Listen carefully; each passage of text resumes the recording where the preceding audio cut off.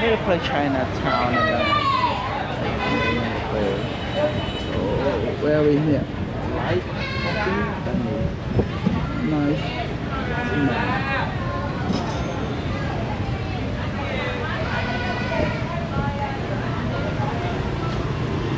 Bộ máy sẵn càng bạc. Oh, A coffee? hey, coffee here. Here. Oh, the phone cup so hot. Okay, thank you.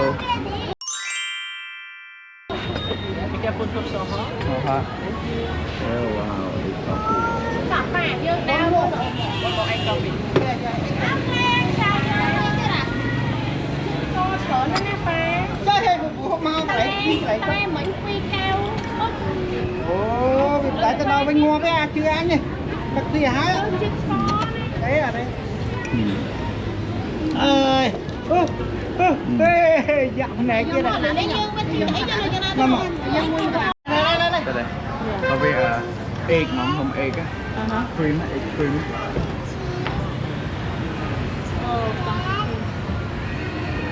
Không biết đấy con là nó có Yeah, nice.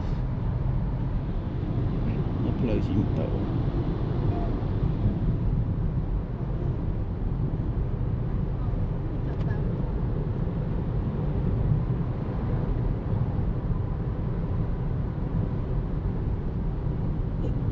Bảo vệ có này. Khổn tâm xuống phiền.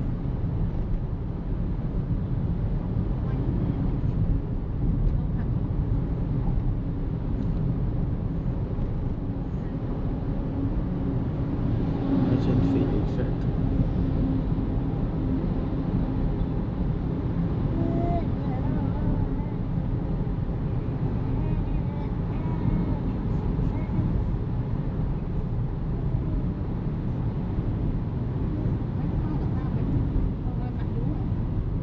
Oh, maybe. Maybe.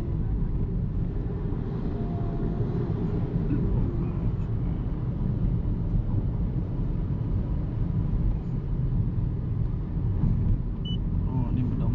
Oh, oke.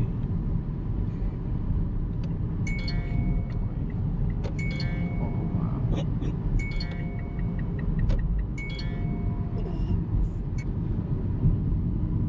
What's that down? Oh, oh. Đừng stop rồi. Like.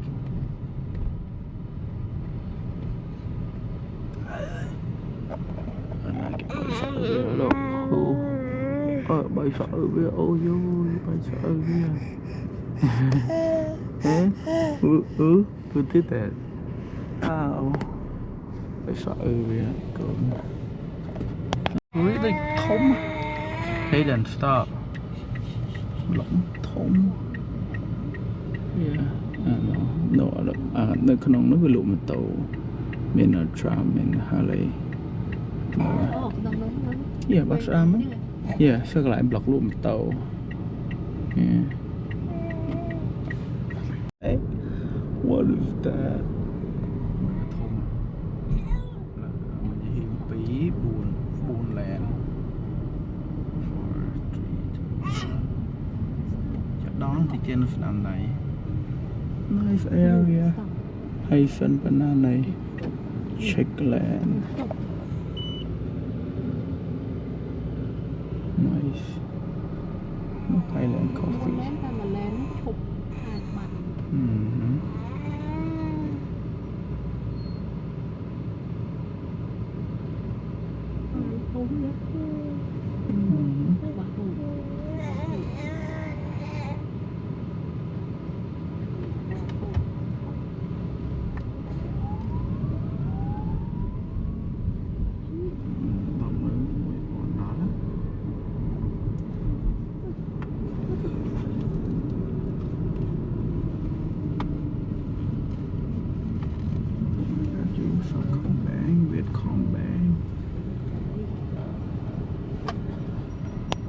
Chán đó đậm này đồ nè đồ power kìa nè nó lại níu lại đồ tàu à yeah, time and tram and a okay yeah right here fine Yes, nice. Yep, thank you. So, thế này. Vâng, ai. Ok. Con chậm tệ, anh bắt vô vào này. Okay, yes. Thank you. Okay, let me get that. Here. Thank you. Đánh. Úp. Đầu to bao nhiêu mến? Nhưng cà phê 2 miền. Tập tập. Đo bên tịch mà. Úp. Mà lại làm to à? Phải nói nó video thế đâu. Nè. Video bên dưới. Đúng mến? Bro, tông đại toàn đi. Đặt phóng giờ thay bạn. Ô, anh ấy mới lộ t-shirt đó nè. Coi này sao đâu này sao này here. Here, that's right. Oh wow, okay. No, it has like t-shirt. Oh no, here. Sportster. Sada, how much for this? Oh boy. Sada, đây nè. Ôi giờ đây sao? Nó đẹp hơn hả? Nhưng cả hai vậy? Xa rồi. Cái này cái Sportster. Hả? Oh. Mình khổ. À nó. Mình lười thế này. Maybe. Nó mấy cái sản đẹp không ai đi ăn Bob. No Bob. Cái Sportster. Sportster S. Mà bởi vì chị. Maybe nó lười. Nè. Full cái phân này. Nè. Ủa.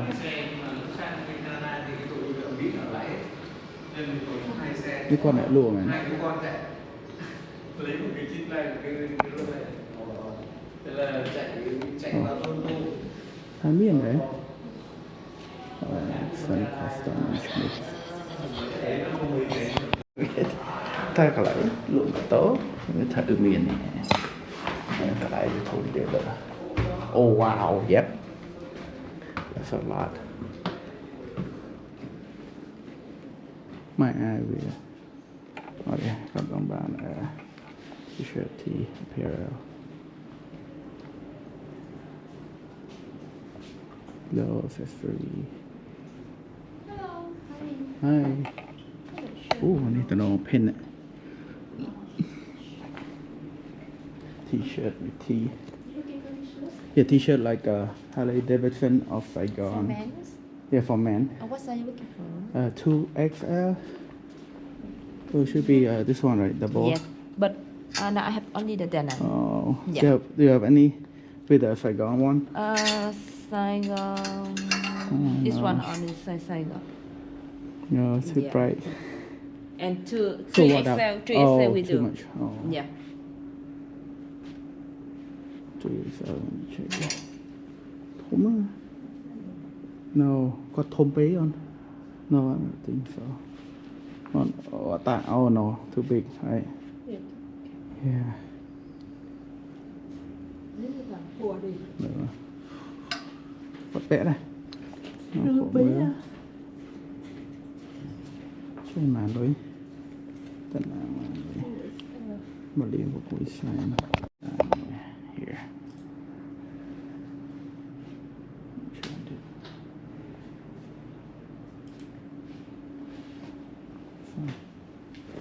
In on.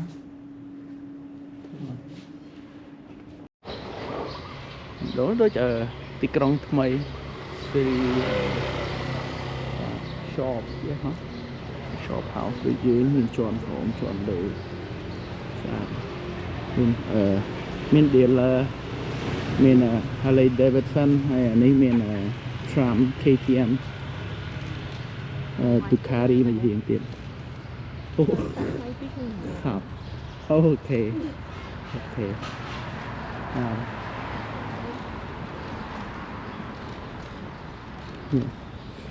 ที่เรียกอะไรซูเปอร์ดุกเนาะว่าก็ซูเปอร์ดุก390ป้านี่เป็นซูเปอร์ดุกก็เนาะไม่สะอาดนะ Ôm, phần nâng tên này các bạn. Được, đây. Đây cái xa này. Frambler.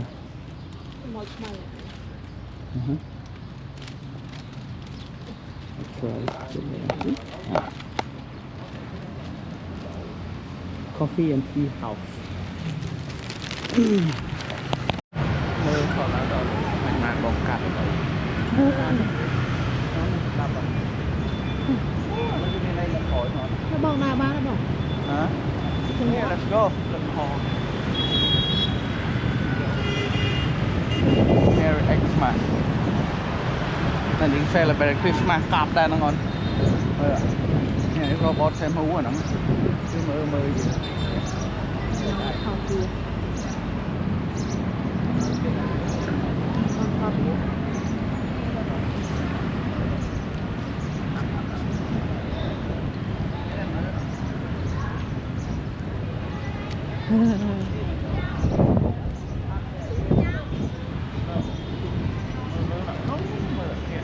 chơi mới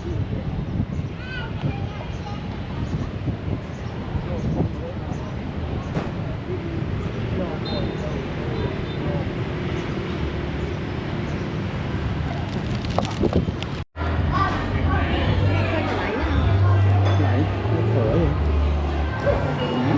thôi nhở Lại cái mũi vậy nè.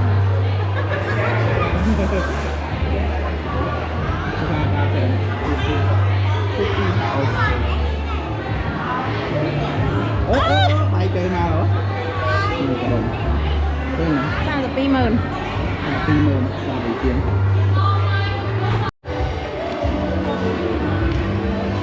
Cái cao ô cả lại.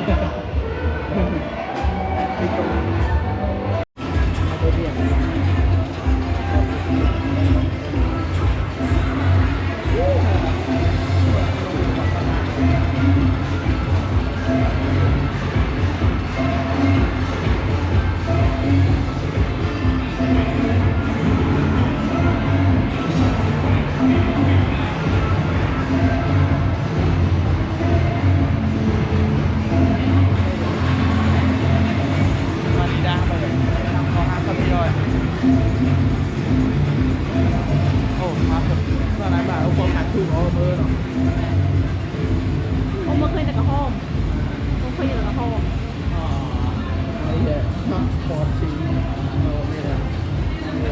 xe ông mới buổi trưa biết xe hảนี่ดัดแปลง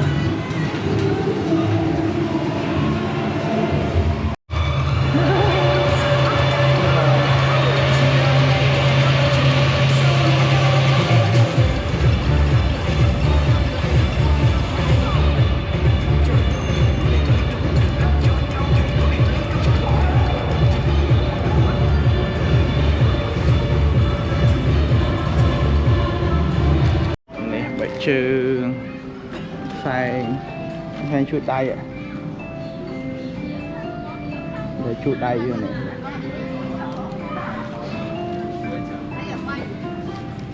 Hả?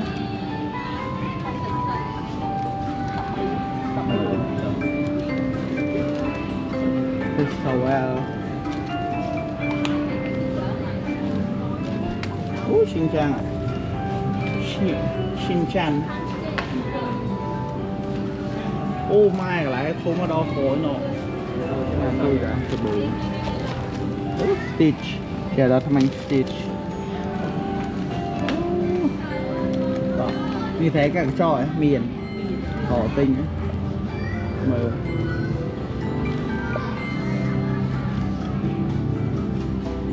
Oh, an cute one. Oh wow. They have everything. Nó đã khỏi nọ. Ôi cửa nhàm. Xin chào.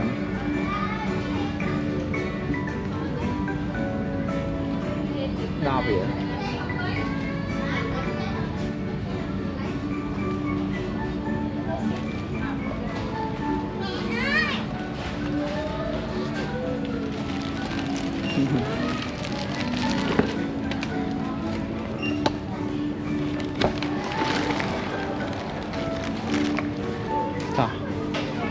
này hộp ca ấy nè này hè nè đây mà tàu này đây bên là nè mưa nè đấy ui cô nó cái bài gì vậy nè bè bè Maria nhớ bè mình fry nè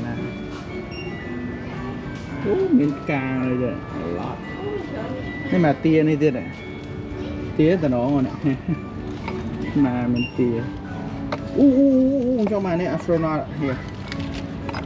Look at the astronaut. Oh wow.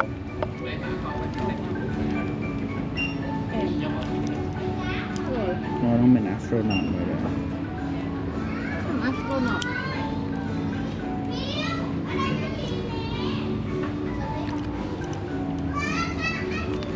Ngôi chi vậy? Nghe do vậy? Mà chứ không phải gì. Stitch for one. Yeah. For one the book. Man, they have everything.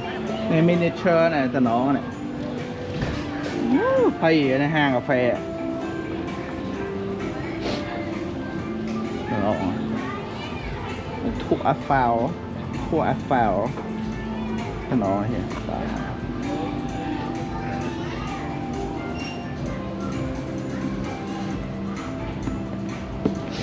Hay gì vậy? Hello dùng bây giờ, oh my god. Khoai làm bạch chia. Nè, anh ấy làm bạch chia này mến mình được phô mình này vậy. Phú mà đây nhỉ. Khóc. Này chơi phải. Mơ. Anh ấy cái Ferrari. Like case.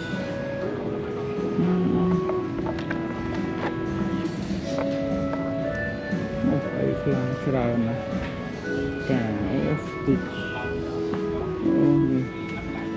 sao nè cái đó là mình nghe music ocean cả cái gì về mình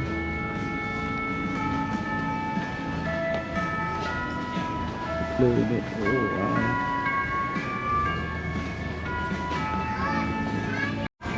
ba nó chặt lụy nó cho hai sắp rồi ô tông mà nó anh trong phần tông đó về sparkling rum đâu want it juice Yogurt. man Đây đó. mới cho mũ qua đỏ mà đi tìm quán rồi rồi Đây yogurt à? Dạ bây uống. giờ nó mùi Sparkling nhớ nè, sparkling yogurt à? Vô ấy. ba là ủa nó ngày vô mà cắn hay là vô đi tìm ao vô Hello? phép cái ngày này sao nó cũng phê rồi người con mà gì làm sao rồi ôi phải cho làm sao rồi nào này mà cho sao rồi ở đây bài đi cho lại dùng tiền thay cái này electric điện sáng nice clean hey mẹ bay nhẹ vậy này bay nhẹ con phải đặt hạ mùi have fun rồi nè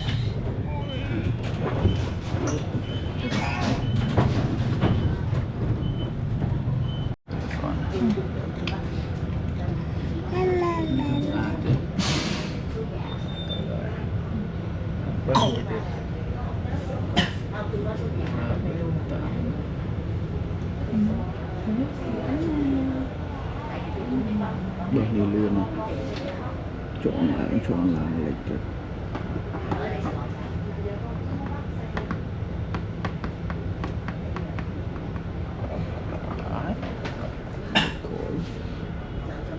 cái viên này tạo bàn bởi vì miếng khăn thầm này vào nice clean no smell fast khi cái lá móng tiếp hai cái lá móng tờ mình đồng Tí nè mình buồn bật mình buồn con cho luôn đây phải xuống tí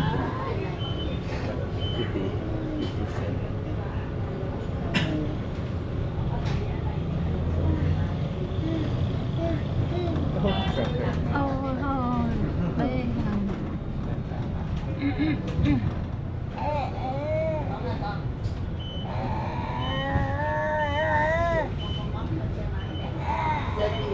mua sồi ạ. Ừ. có một cho một phương còn đây nọ Ôi dạ.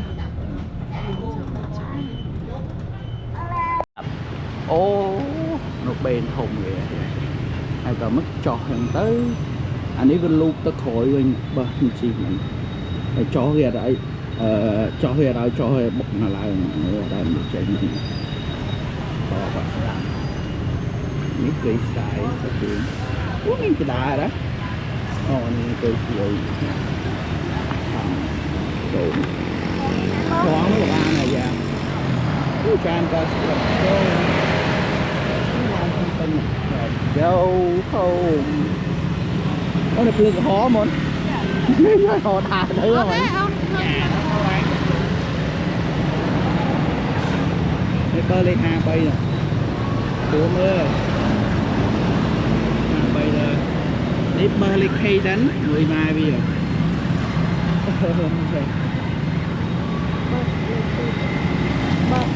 vẽ bọt màu cọc Sao mấy nè? năng à Nói chạm một bộ à chạm một bọn con ai vô bốc con hai mami mà tha gì bé nó thơ tam á thơ tầm đạp tam nó nói một bộ nó làm học thẻ miễn phí hay nó chạm ở Chlong mẹ nó Chlong mà tao là go Chlong mơ play không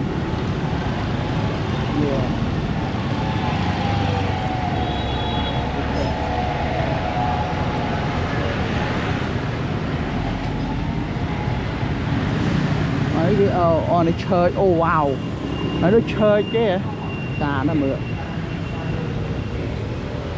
chơi maybe chơi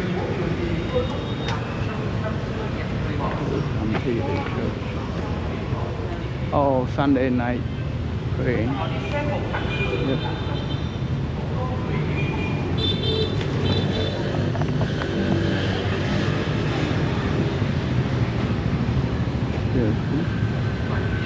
Cho họ tới hành hành buổi trưa tại nhà.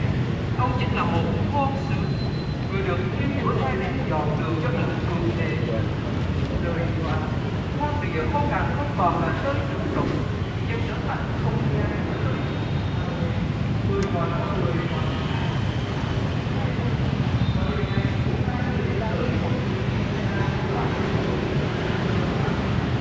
khi đến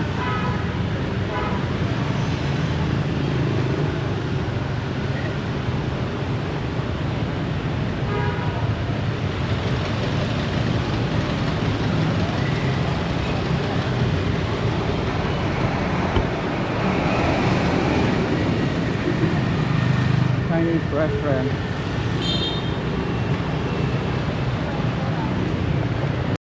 lương stop ở miền ở Plong lương stop Việt Nam phủ mơ là anh ấy ăn em lương ta rồi nhưng mà nghỉ muối không mơ thằng nọ bây giờ khá nói chứ mơ khá nọ người tiền nó khá nó dưới này này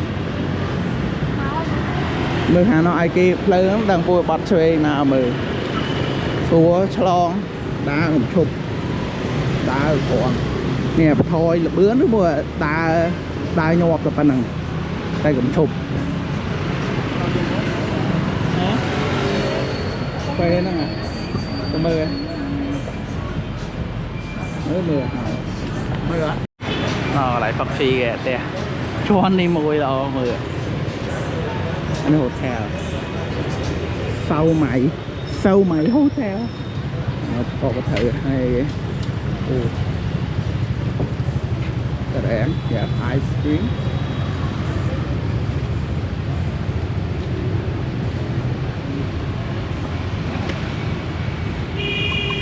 phở nọ phở bô nó bô cô kìa miệt chi ạ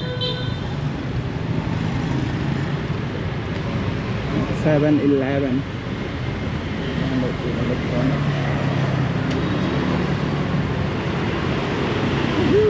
pha mà có mùa học yep bây giờ con thầy giờ có mùa học